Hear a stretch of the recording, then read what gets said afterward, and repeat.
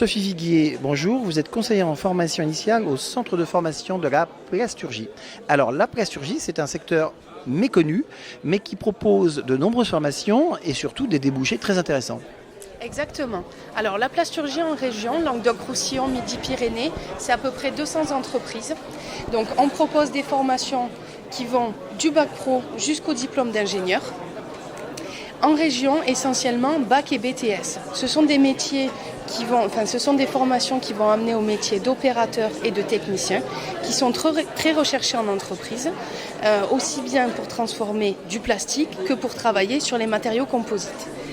Alors, on recherche plutôt quel type de candidat pour ces formations et ensuite ces métiers? Alors, on recherche des candidats qui vont être intéressés par la conception, mais également par la production. Donc, on va retrouver ces deux métiers dans les entreprises de plasturgie pour travailler dans plein de domaines différents, puisqu'on retrouve le plastique dans des domaines comme le sport, les loisirs, la santé, l'automobile, l'aéronautique. Enfin bref, plein de secteurs dans lesquels on a besoin de plastique et de têtes bien faites. Alors, le CFA de la plasturgie où vous êtes est situé dans le Languedoc-Roussillon? Oui, exactement. À Canet-en-Roussillon, au lycée Rosa Luxembourg, nous proposons le BTS des industries plastiques qui se fait en apprentissage. Pas trop compliqué de trouver une entreprise?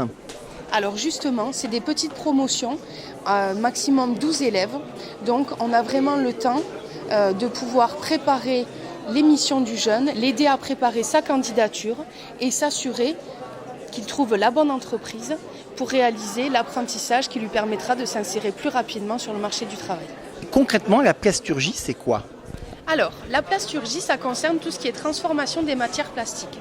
Donc, comment on part de la matière première qui est sous forme de granules pour le transformer en objet du quotidien, comme par exemple ce porte-téléphone. Sophie Gué, merci.